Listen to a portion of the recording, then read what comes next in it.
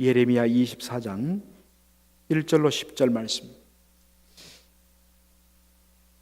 날씨가 갑자기 추워졌습니다. 그래서 저도 좀 많이 춥네요. 24장 1절로 10절 말씀 우리 한 절씩 교독하도록 하겠습니다. 바벨론 왕 느부갓네살이 유다 왕 여호야김의 아들 여고냐와 유다 방백들과 목공들과 철공들을 예루살렘에서 바벨론으로 옮긴 후에 여호와께서 여호와의 전 앞에 놓인 무화과 두 광주리로 내게 보이셨는데, 한 광주리에는 처음 익은 듯한 극히 좋은 무화과가 있고 한 광주리에는 악하여 먹을 수 없는 극히 악한 무화과가 있더라. 여호와께서 내게 이르시되, 예레미야야, 내가 무엇을 보느냐? 내가 대답하되, 무화과이온데 그 좋은 무화과는 극히 좋고 그 악한 것은 극히 악하여 먹을 수 없게 악하나이다. 여호와의 말씀이 또 내게 임하니라. 가라사대, 이스라엘의 하나님 여호와가 이같이 말하노라. 내가 이곳에서 옮겨 갈대아인의 땅에 이르게 한 유다 포로를 이 좋은 무화과 같이 보아 좋게 할 것이라. 내가 그들을 돌아보아 좋게 하여 다시 이 땅으로 인도하고 세우고 헐지 아니하며 심고 뽑지 아니하겠고, 내가 여호와인 줄 아는 마음을 그들에게 주어서 그들로 전심으로 내게 돌아오게 하리니 그들은 내 백성이 되겠고 나는 그들의 하나님이 되리라. 나 여호와가 이같이 말하노라. 내가 유다 왕 시드기야와 그 방백들과 예루살렘의 남은 자로서 이 땅에 남아 있는 자와 애굽 땅에 거하는 자들을 이 악하여 먹을 수 없는 악한 무화과 같이 버리되 세상 모든 나라 중에 흩어서 그들로 환난을 당하게 할 것이며, 또 그들로 내가 쫓아보낼 모든 곳에서 치욕을 당하게 하며 말거리가 되게 하며 조롱과 저주를 받게 할 것이며, 내가 칼과 기근과 연병을 그들 중에 보내어 그들로 내가 그들과 그 열조에게 준 땅에서 멸절하기까지 이르게 하리라 하시니라. 아멘.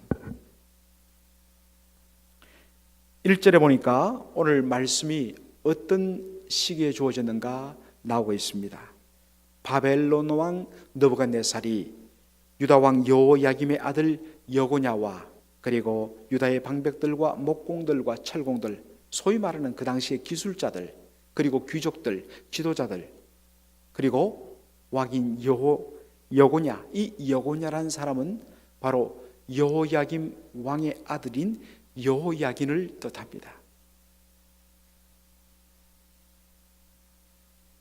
왕위에 오른 지 석 달 만에 바벨론 왕 느부갓네살 군대가 예루살렘을 에워싸고, 바로 이 왕 여고냐, 즉 여호야긴 왕과 그리고 이 왕가의 모든 사람들과 그리고 귀족들, 그리고 소위 말하는 기술자들을 잡아서 바벨론으로 데려갑니다. 이것이 제2차 바벨론 포로, 주전 597년에 일어났던 바로 제2차 바벨론 포로라고 우리가 보통 일컫습니다. 여호야긴이 바벨론의 포로로 끌려가고 난 후에 하나님께서 예레미야에게 보여주신 이상 비전입니다. 하나님께서 이 비전, 그 앞에 놀라운 환상을 보여주시는데, 보니까 여호와의 성전 앞에 큰 두 개의 광주리가 있는데 각각의 광주리에 무화과가 담겨 있습니다. 여러분들 무화과 아시죠? 무화과가 담겨 있는데 한 광주리에는 아주 정말 너무너무 잘 익은 무화과. 여러분 무화과가 익으면 어떤 모습입니까? 무화과 잘 익으면 어떻게 되죠? 아주 짙은 보라 색깔, 거의 검은 색깔에 가까운 아주 짙은 보라 색깔에 정말 잘 익으면 벌써 그 껍질이 쩍쩍 갈라져 갖고 막 향기를 발합니다. 아주 지극히 맛있는 무화과가 가득하게 담겨 있는데, 반면에 다른 한쪽의 광주리에는 막 썩고 냄새나는, 정말 도무지 먹을 수 없는, 완전히 전체가 썩어버린 그런 무화과로 가득 담긴 광주리를 보게 됩니다. 하나님께서 이 두 광줄에 담긴 무화과를 통하여서 두 부류의 사람을 설명하는 것을 보게 됩니다. 극히 좋은 이 무화과는 바로 포로로 끌려간 사람들이고, 그리고 도무지 썩어서 먹을 수 없는 지극히 악한 무화과는 바로 예루살렘에 남아 있거나 아니면 나중에 예루살렘으로 내려가는 사람들이라고 이야기하고 있습니다. 조금 이따 살펴보겠지만 여기에 애굽으로 내려간 자들은 바벨론의 압제를 피하고 바벨론의 통치를 피해서 안전을 찾기 위하여서 예루살렘으로 내려간 사람들을 의미합니다. 우리가 생각하기에 먹을 수 없는 지극히 악한 무화과는 어떤 의미에서 포로로 끌려가서 죽도록 고생하고 있는 바벨론의 포로로 끌려간 사람들을 생각하는데, 우리의 생각과는 정반대입니다. 왜 하나님께서 반대로 이야기하시는가 하는 것입니다. 여러분들, 포로로 끌려간 사람들의 삶을 생각해 보십시오. 처음에는 비참했을 것입니다. 물론 많은 사람들이 끌려갔지만 왜 하필이면 내가 그 속에 포함되어서 내 조국 땅을 떠나서 정말 저 머나먼 바벨론으로 끌려가고, 처음에 포로의 삶이 여러분 좋았겠습니까? 아마도 노예처럼 비참하게 고생하는 삶, 부역에 동원되는 삶, 그런 삶을 살았겠죠. 처음에는 억울해하고, 그리고 우리가 이렇게 다 된 것이 나라가 힘이 너무 약해갖고, 그래서 저 강대한 바벨론에 의해서 나라가 무너져갖고 이렇게 우리가 포로로 끌려와서 속된 말로 개고생한다, 그렇게 탄식하며 억울하며, 어떤 의미에서는 정말 분노와 불만과 원명과 언제 이 삶이 끝나느냐 한숨 속에 탄식하며 지냈을 것입니다. 그런데 시간이 지나면서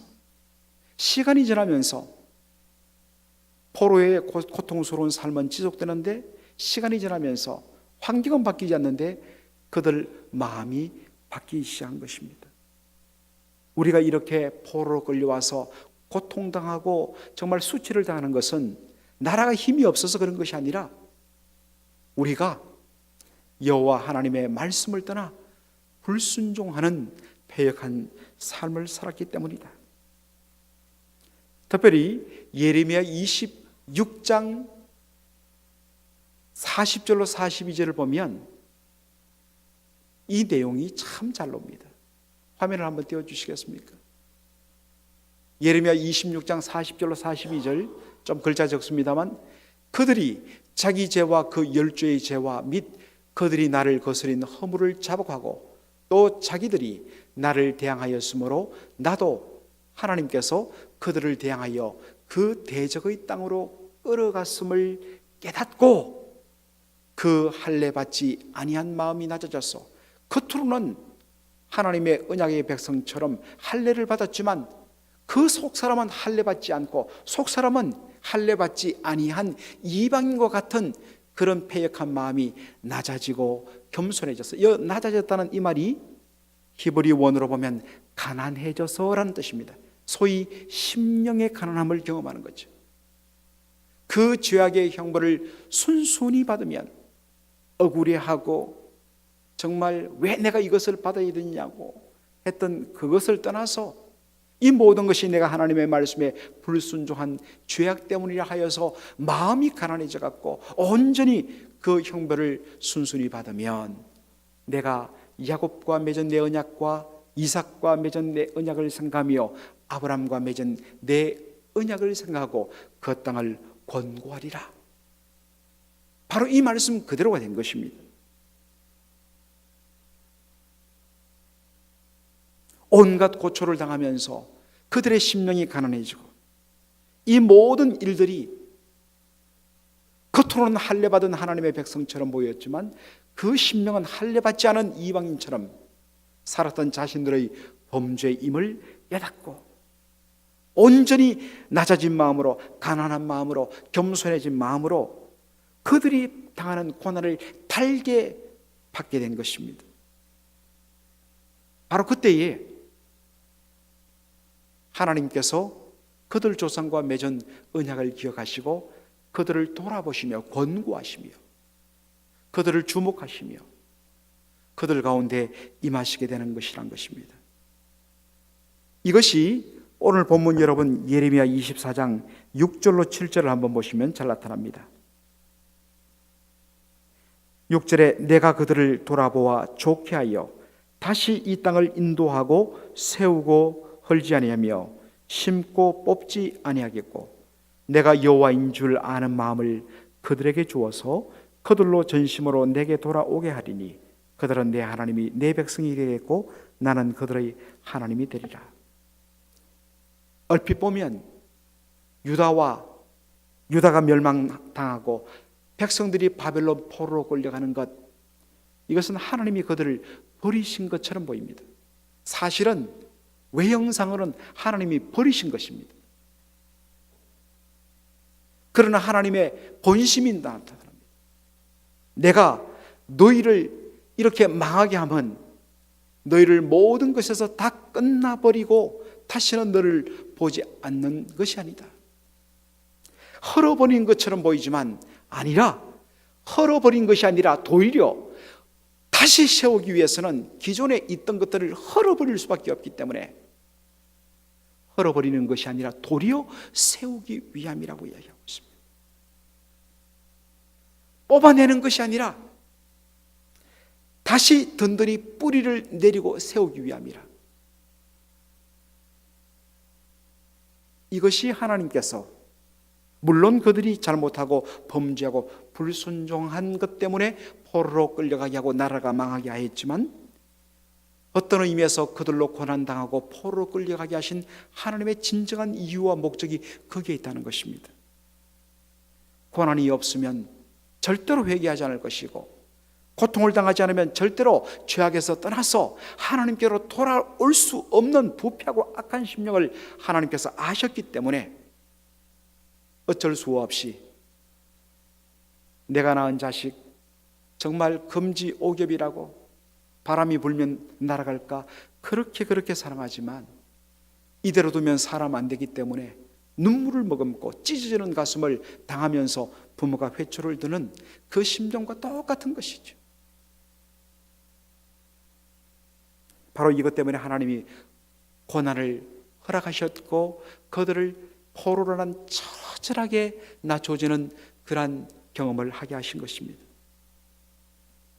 바로 그것을 통하여서 그들이 여호와 하나님이 어떤 분이신지를 아는 마음을 그들에게 주어서 전심으로 주께로 돌아오게 하신 것입니다. 고난의 결과 자신의 죄를 깨닫고 하나님께로 돌아왔고 그리고 하나님의 왕되심을 인정하고 하나님 백성의 삶을 그들이 살게 된 것입니다. 여러분, 최고의 축복이 무엇입니까? 보통 우리의 기준으로 문제없고 형통하고, 형통도 어떤 의미에서 너무 세상적인 석세스, 성공의 개념이죠. 자식들 다 잘되고 정말 하는 일마다 다 잘되고 아무런 어려움 없이 정말 세상적 기준에 있어서 성공적 삶을 사는 것, 이것을 우리는 보통 복이라고 이야기합니다. 그러나 성경은 그것을 복이라고 이야기하지 않습니다. 겉으로 보기에는 어렵고 힘들고 좀 불행해 보이고 고통스러운 삶일지라도 최고의 복은 무엇인가? 그러한 고통의 삶에서 벗어나서 풍요로운 삶을 사는 것이 아니라 하나님이 누구신지를 알고 하나님을 온전히 아는 마음을 가지고 하나님께로 되돌아오는 것, 마음을 하나님께로 돌이키는 것, 그리고 하나님이 이제는 나의 하나님이 되시고 나는 하나님의 백성이 되어 사는 것, 하나님과의 올바른 관계가 회복되는 것, 이것이 최고의 복이요, 이것이 정말 지극히 선하고 아름다운 바로 무화과의 모습인 것입니다. 그런데 이 모든 것을 이루게 하시는 하나님의 눈앞에 보이는 수단이 뭐라고요? 나라가 망하는 것이고 바벨론 포로로 끌려가게 하시는 것입니다. 참 우리 인생을 다루시는 하나님의 손길을 생각할 때마다 정말 너무너무 놀랍습니다. 우리가 때로 항변하기도 하죠. 왜 하나님 이 방법밖에 없습니까? 그런데 많은 경우에 저와 여러분이 아십니다. 그런 방법이 아니고서는 우리가 돌이키지 아니하는 그런 인생임을 하나님께서 아시기 때문에 어쩔 수 없이 그러한 방법을 허락하실 수밖에 없는 것입니다. 이것을 깨닫고 다윗이 그 기나긴 시편 119편을 그가 고백하면서 두 번이나 이러한 고백을 하게 되죠. 시편 119편 67절에 고난당이 당하기 전에는 내가 그렇게 행하였더니 이제는 주의 말씀을 지키나이다. 고난당하기 전에는, 다시요, 고난당하기 전에는 내가 그렇게 행하였더니, 앞부분 그렇게 행하였더니 이제는 내가 주의 말씀을 지키나이다.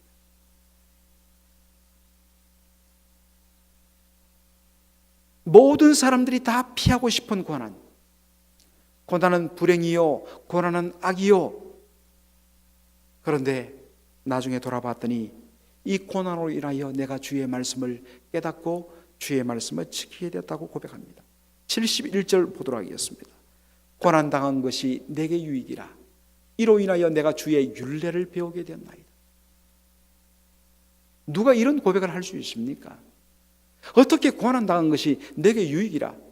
모든 사람들이 끔찍하게 생각하는데 세상에 고난이 좋은 사람 어디에 있습니까? 실패가 좋은 사람 어디에 있습니까? 너무 비참한데 지나고 봤더니 그 순간에는 몰랐는데 돌아봤더니 세상에 우리의 입술에서 이런 고백이 나오더라는 것입니다. 고난당한 것이 내게 유익이라. 내가 이로 인하여 주의 율례를 배우게 되었습니다. 그런 의미에서 야고보서 1장 2절로 4절, 야고보 선생은 우리에게 고난에 대해서 우리 앞에 나타나는 그러한 어려움과 어떤 의미에서는 도무지 이해되지 않는 사건들에 대해서 이러한 믿음의 눈으로 소망 가운데 바라볼 것을 이야기하고 있습니다. 우리 목소리를 한번 다 같이 한번 읽으면서 고백하도록 하겠습니다. 시작. 내 형제들아, 너희가 여러 가지 시험을 만나거든 온전히 기쁘게 여기라. 이는 너희 믿음의 시련이 인내를 만들어 내는 줄 너희가 알미라. 인내를 온전히 이루라. 이는 너희로 온전하고 구비하여 조금도 부족함이 없게 하려 함이라. 사실 여기에 나오는 말씀, 시험, 시련, 인내, 여러분 이게 쉬운 단어가 아니지 않습니까? 이 단어 하나하나가 고통이요 눈물이요 처절한 비참함이란 그러한 결과물이지 않습니까? 그런데 마침내 이것을 통하여 우리를 온전히 세우실 하나님의 놀라운 도구임을 우리가 바라볼 때에 기쁘게 감당하라. 시험을 만나고 고난을 만나거든 오히려 기쁘게 여기라. 세상 사람들은 이해할 수 없지요. 우리도 처음부터 그렇게 되지는 않습니다. 예수 믿는 사람들 처음부터 고난 온다고 할렐루야 하나님 감사합니다. 그렇게 될 수 없어요. 하나님은 왜 접니까? 왜 이런 고난을 주십니까? 하나님 왜 저만 이렇게 달달 볶습니까? 이것이 우리의 심정입니다. 그런데 처음에는 믿음으로 받지도 않고 불평불만하고 이제 다시는 하나님 보나봐라 그랬는데 그 고난의 현장 속에서 시험의 현장 속에서 시간이 지나면서 어느덧 문득 돌아보니까 하나님께서 그것을 사용하여 내 인생을 수종해 나가시더라는 것입니다. 그래서 비로소 할렐루야 감사합니다. 주님 감사합니다. 세상 사람들이 도무지 알 수 없는 그런 고백들이 저희 안에서 나오는 것입니다. 반면에 오늘 지극히 악한 무화과에 대해서 이야기합니다. 그들은 누구냐? 포로로 끌려가지 않고 예루살렘에서 남아있는 자들, 그리고 나중에는 나라가 망하자 바벨론의 그 무서운 지배를 예상하고서 애굽으로 그 고난을 피해갔고 애굽 땅에 내려갔고 편안하게 잘 살고자 하는 자, 이 두 사람입니다. 여러분, 수많은 사람들이 포로로 끌려갈 때 거기에 걸리지 않아서 예루살렘에 남은 사람들 어떻게 했습니까? 한 번 더 기회를 주신 하나님 그 앞에 엎드리며 회개했습니까? 아니었습니다.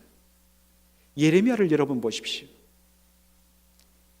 여호야긴 석 달 만에 끌려가고 그의 왜 삼촌격인 바로 시드기야가 왕위에 오르는데 11년간 얼마나 더 타락하고 얼마나 더 우상 숭배에 빠졌는지 예레미야와 에스겔을 보면 그 끔찍하고 비참한 모습들이 기록되어 있습니다. 하나님께서 그러한 무서운 제2차 바벨론 포로의 모습을 통해서 그들에게 경고하셨고 사인을 보내주셨는데 단순히 우리는 이번에 잡혀가지 않았다, 휴 다행이다, 그리고 나서는 뭐합니까? 또 우상 숭배와 말씀의 불순종으로 그들이 살아가요. 한 번 더 기회를 주신 것을 오히려 범죄하는 그러한 시간으로 그들이 사용하더란 것입니다.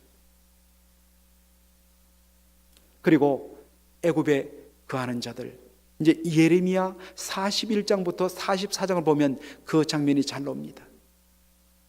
바벨론에 의해서 나라가 망하고 바벨론의 지배를 받기 싫어해서 일부의 무리들이 바로 애굽 땅으로 내려갑니다.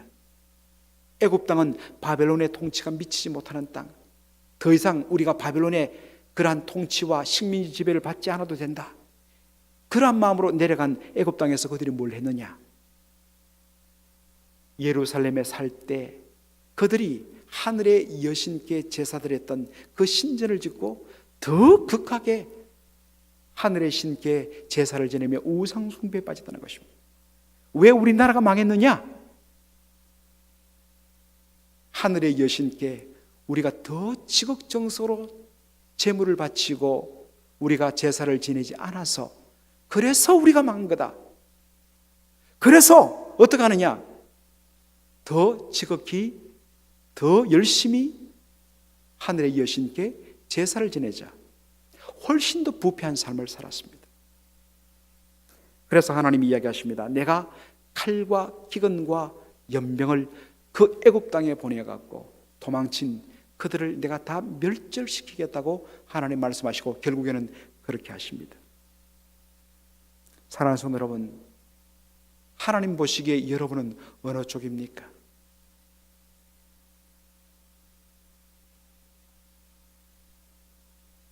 하나님이 주시는 징계, 고난을 묵묵히 받아들이고 고통스럽지만 그것을 통해서 하나님께서 우리에게 주신 그 뜻을 바로 발견하고 하나님께로 돌아오고 고난을 통하여서 하나님의 말씀으로 돌아오고 하나님과의 관계가 회복되는 그런 복을 누리고 있으십니까? 아니면 이리저리 하나님이 주신 징계를 피하고 외면하는, 그래서 당장은 고통이 없는 것처럼 보이지만 사실 그것이 하나님으로부터 멀어지며 끊어지며 그것이 인생의 가장 비참한 일인데 그것을 모르는 채 지금 자신의 어떤 심령이 완전히 썩어서 냄새나고 문드러지는 지극히 악한 무화과 같은 그런 모습인데도 불구하고 여러분 계속 피하고 있지는 않습니까? 여러분 이 두 가운데 여러분은 어디입니까? 오늘 이 말씀을 통해서 다시 한 번 더 우리의 영혼을 점검하고